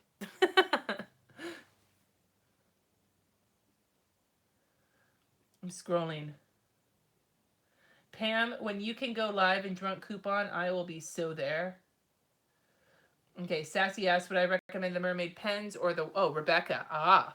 Would you recommend the mermaid pens or the watercolor palette? It depends on what you like doing. The watercolor pens are harder to control. A lot of color spooges out. I like that. However, for the cost of them and the ink coming out of them, because it comes out so quickly, the watercolor may be better with a water brush if you struggle with control over the fluid material. So I guess it just depends. I love both, but I think I use the palettes more because, I don't know, that's just what I've used more lately of. So scrolling down. Let's look. Did they upload the podcast already? I haven't even looked to see if they did that yet. Damn it. Well, my phone's up here. That's where I get my podcasts. I need to say something about that, but I haven't been feeling good today. Okay. Hi, Cindy.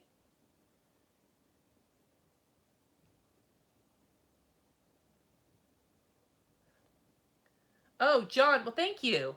I appreciate you like it. I hope that you're saying what a video means you liked it, and not that like, oh, what a video, that sucked.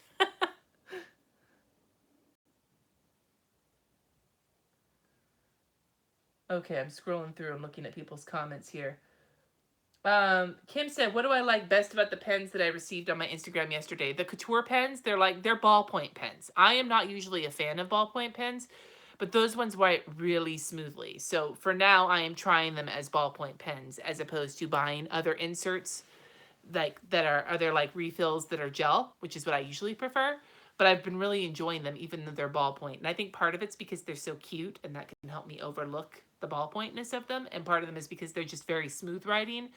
And normally with ballpoints, I struggle with that. So that's what I like about them. Also, I just like the little charms. They sound so cute when you're writing with them. So I'm going to do a review on those coming up soon too, by the way. Amy, you said, oh yeah, you're talking about Twitch. I have considered streaming on Twitch more than once to do like a live, like real-time watercolor painting or some lettering or something on Twitch. I've considered that. I haven't looked into it in the last couple of months, but when I first looked into it, you have to have like some streaming or some wire casting kind of stuff figured out to be able to cast to Twitch. And I don't know how to do any of that. So it would take some effort on my part to figure it out. And I just haven't had the chance to sit and figure it out yet. It is not something I'm ruling out.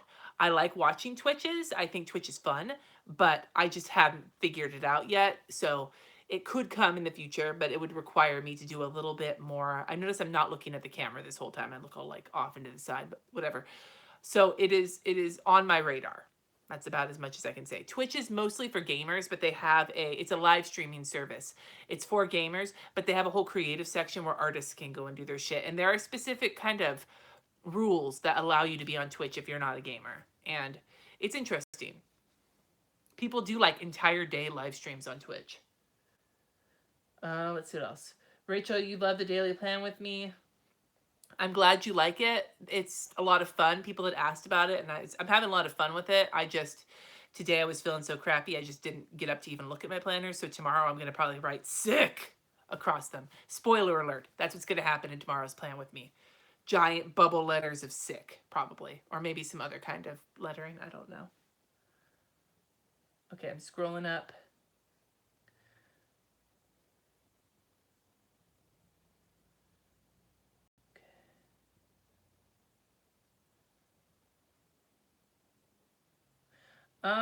Where we at? Holy shit, comments. Twitch is fussy about what they allowed to be broadcast. I don't know if planner videos would be allowed to be broadcast there, Thea, but I also do some art-related videos, and those would be, I think, according to their terms of service. Or if I'm drawing in my planners, that might count too. I'm not sure, though. Like I said, I haven't gone that deep into it. Um, you got your set of Tombow brush markers. You're in love with them, but two colors are almost out of ink. I've never noticed that before. Unless you use the shit out of them, I might consider trying to get them replaced if they're almost out of ink already. That kind of sucks, Mandy. Um, how do you listen to the Planner Girl Chatter podcast? Danielle, look on if you have like iTunes or one of those like podcast or Spotify or I don't know what the other podcast services are. Search Planner Girl Chatter podcast and it should come right up. It's run by the admins of the Arizona Planner Girls. They're awesome. They're hilarious, and they've had I think like 30 something episodes so far. Um, oh, Thea, that sounds kind of shitty. Huh. Your fiance is so annoyed that you refuse to turn off the live. I'm sorry to your fiance. Sorry, not sorry.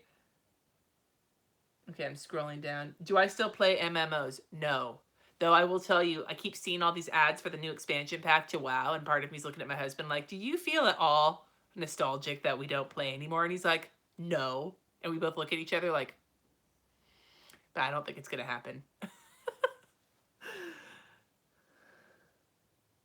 Scrolling down. Ooh, hello, Amy.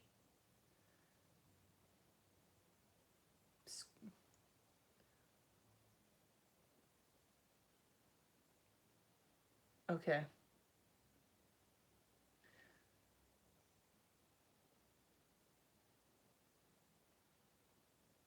Okay, I'm scrolling.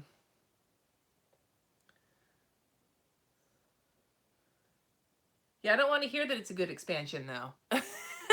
I haven't played WoW since Cataclysm. When they fucked over Restoration Druids, I was like, fuck you, and I was done. They got rid of, like, the best fun of questing, and, because I loved to quest, like, I raided, but I only raided because my husband raided, and my friends from work raided, and we all played together, and that was fun, but I like to be off on my own collecting pets and collecting achievements and, doing all that because I'm a nerd. And then not only did they not make that fun anymore, but then they got rid of tree form as like the actual thing and just gave it to you later as like, okay, we'll shut you up by giving you this like glyph or whatever the fuck it wound up being.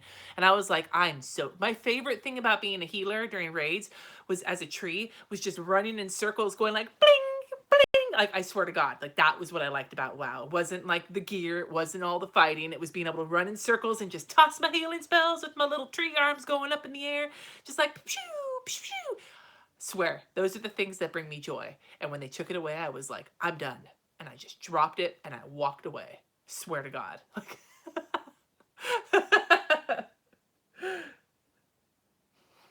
My episode went up 4 days ago. How did I not notice that? I swear they were going to say something. I'll have to go check it out. I am so professional.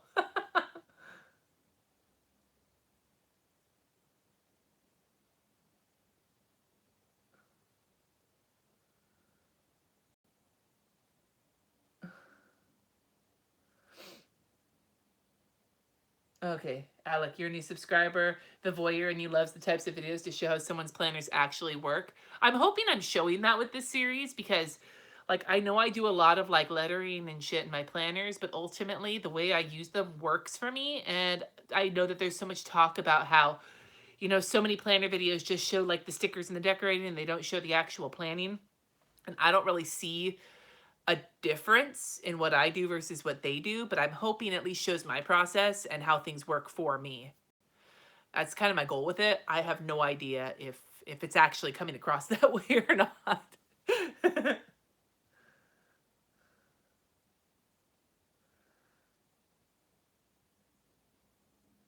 Le French Stallion. I'll have to look at that. How did I become a great artist doodler? I don't know. I I kind of started it as a job when I worked at Trader Joe's before I was decent at it, and then I got better because I was doing it as a job, if that makes sense. I was doing it every day for 8 hours a day, and I kind of got better through repetition.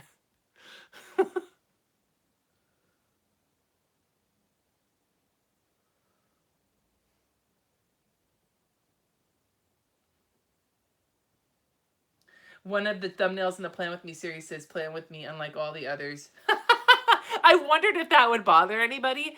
It's just that wasn't really out of all of the videos I didn't show the bullet journal at all. So I didn't feel like it really fit under the plan as you go headline. You know what I'm saying? Like that one video just did not, like when I did the bullet journal setup, I brought my Erin Condren into it. But when I did the planner setup, I didn't because I didn't need my bullet journal. It just felt, I don't know, like there is semantics, but yet it kind of irked me too. So I'm not really sure how I felt about it. Thank you for registering your mild irritation.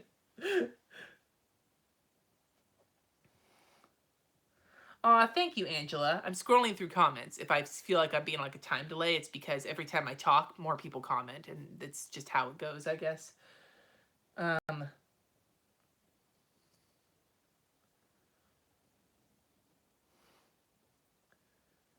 oh, Rutabagal, I'm glad you like the channel, and I appreciate you commenting. Thank you. Christina, you're a new viewer. Can I talk a little bit about myself and my life? I can talk a little bit. I talked a little bit about it at the beginning of the video, but I can add a little bit here. I am almost 38. I full-time do YouTube and freelance work and artwork on the side. I have a 14-year-old and an almost 12-year-old. I am heavily involved at my church, which is a Unitarian Universalist church. So I'm actually also an atheist slash humanist, but my church is okay with that. So I cuss a lot. I'm a cussing kind of cussing person. And I have polycystic kidney disease. And I make videos on YouTube trying to show that mistakes do happen and that's okay. Because I don't like how often in the planner and paper crafting community, you never see anything but perfection. And I want to remind people that to get to perfection, or even something resembling perfection, you have to make mistakes. So that's kind of my goal with all of my videos, is to celebrate the mistakes as much as the not mistakes. I am so eloquent when I'm not feeling good.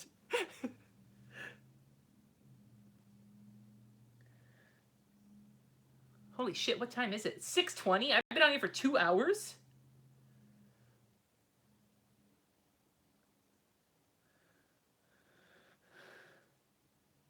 It's more fun.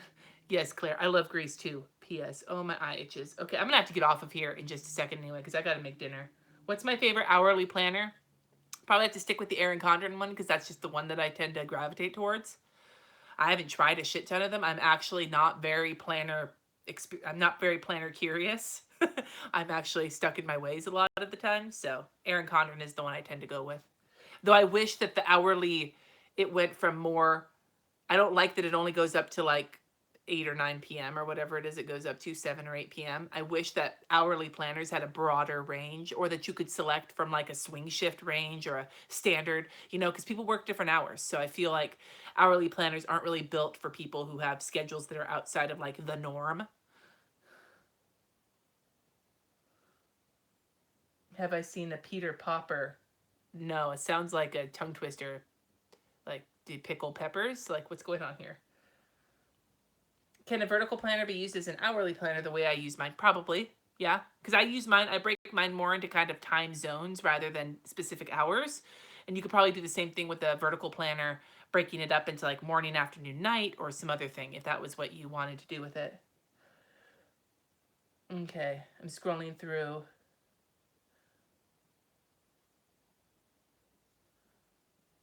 The comments.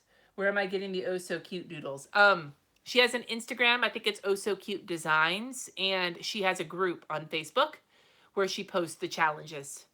Oh so cute designs is the Instagram. Oh so cute doodles is the group. I'm pretty sure. If you start searching it, you'll see it. Okay, where are we going?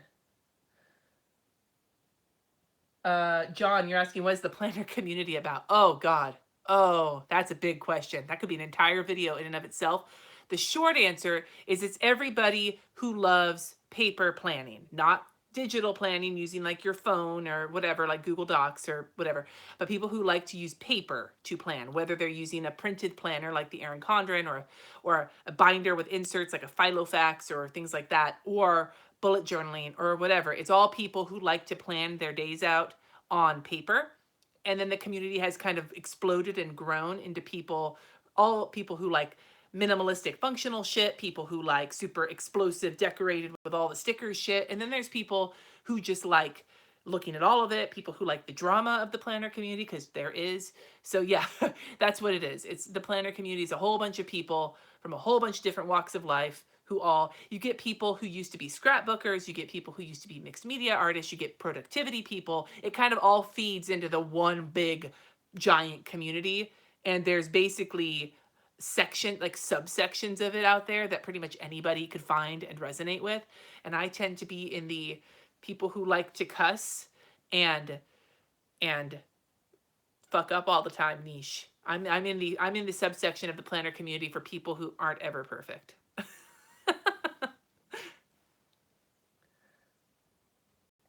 Scrolling through. Where would you pencil and chug Red Bull and do work at 3 a.m. that's due in the morning if it ends at 9? That is a good point, Pam. Is mine a medium or a large EC? Mine's the standard one, the 7x9 in the spiral bound. I don't have a hardbound EC. I've got the standard regular size. What else am I seeing here?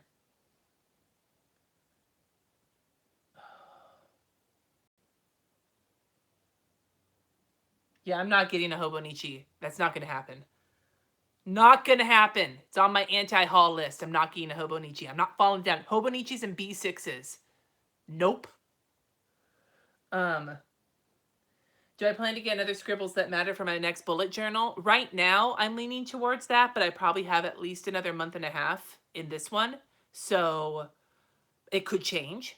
Right now, I like the paper. I don't know, I just really like it. And I like if you look at the two kind of major ones, the Leuchtturm and the Scribbles That Matter, the paper in the Leuchtturm is a little bit yellower, like a little bit more ivory. And I don't like that as much as I like it seems like the silliest thing to make a decision about, but I'm thinking it's probably gonna be another Scribbles That Matter, but it could change depending, my moods might change, something new might show up. As long as it's not a Hobonichi, I'll be fine. Oh, my husband just got home too. I probably should end this soon. What's been my biggest challenge so far as planning goes? I've kind of talked about that already. Trying to not dog on myself for not being as good as somebody else. Trying to kind of take what I need from the inspiration and not internalize anything else. That's been my biggest challenge. It's more of an esoteric challenge than a functional challenge, but ultimately it's dealing with my own inner self-consciousness and self-doubt, and trying to just remember that what I'm doing is for me and it doesn't matter what anybody else does. And that's a lesson I have to continually relearn. Scrolling down. Rachel, that's a good idea to just try one from Michael's before investing in a more expensive one, because then you'll know if you like it or not, rather than wasting the money like some people, aka me, have done before. The recent drama, I don't know, Christina. I'm actually so far removed from a lot of the planner world drama because I've unfollowed almost all of my planner Facebook groups because I just don't. I don't have if I sit and fall down the rabbit hole, I'm gonna hardcore fall down the rabbit hole and lose like a whole day, and I don't have time for that right now. So I'm trying. It's for me, it's either feast or famine. I can either look at all of it or I can't look at any of it. So I'm kind of in the don't look at any of it phase right now.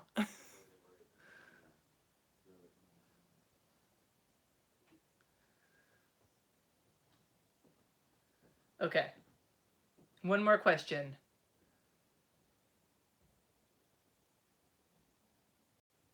Okay, two more questions. Kay said, if someone isn't creative worth shit, but they want to, what do I recommend for bullet journaling? A notebook and a pen. And watch the original video from Ryder Carroll on bullet journaling. Honestly, if you do what he does, it doesn't matter if you're creative or not, because you can still use the system and it doesn't matter. Anything else is just garnishment on it, like parsley on the plate.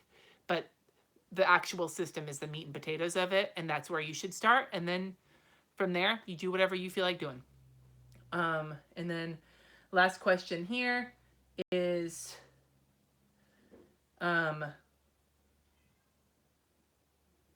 Andy's question. You thinking about trying the Scribbles That Matter? Oh no, the last two have been Leuchtturms, but it feels like the dog grid has changed. Yeah, I wouldn't. No. And then I wish we had another hour to. Oh, you want to talk about the Instant Pot? We'll have to do another live sometime later this week. But right now, I think I'm going to end this one because there was the question about the Sharpies. That was the other one I was going to answer. Where the hell did it go? One more question. Where do you find the Sharpie Extra Fine? I think that they discontinued them, which sucks. And I can't go update the old videos, but I can try to mention that now in my newer videos. I'm pretty sure they discontinued them. The ones I have, they got a metric shit ton of them for me when I was doing a Wild 30 class. They bought a bunch of the students bought them for me because they were on a Groupon. So I have a ton to last me through like the next year. But I'm pretty sure they got discontinued. My next favorite after the extra fine Sharpie is a regular medium point flare for lettering practice. I love that pen for lettering practice because I feel like it camouflages a lot of the shakiness and it's comfortable and it's cheap. So all things I like, especially the cheap part. Okay.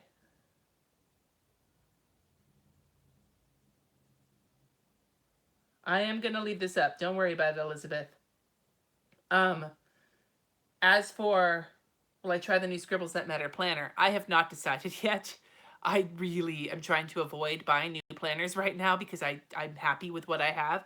Like to buy them to like look at them and review them maybe, but I haven't decided yet. I'm not allowing myself to look too much at it because part of me is like, oh shit, are you going to want that? So I'm trying to avoid it because I'm kind of happy with what I've got. So, and then the last thing I'm going to say, Andy, we must do another live chat soon and we can talk about Instant Pots because I love mine. I'm going to turn into one of those kooky, like Instant Pot obsessed people who's like, one of us, one of us. Anyway, okay, I'm going to take off, you guys. Thank you so much for sticking around for 2 hours. I got to go make dinner. You have a lovely rest of your day, and I will see you tomorrow in my next plan with me. Maybe I'll talk about my Instant Pot tomorrow. You never know. Peace out, guys. Turn off.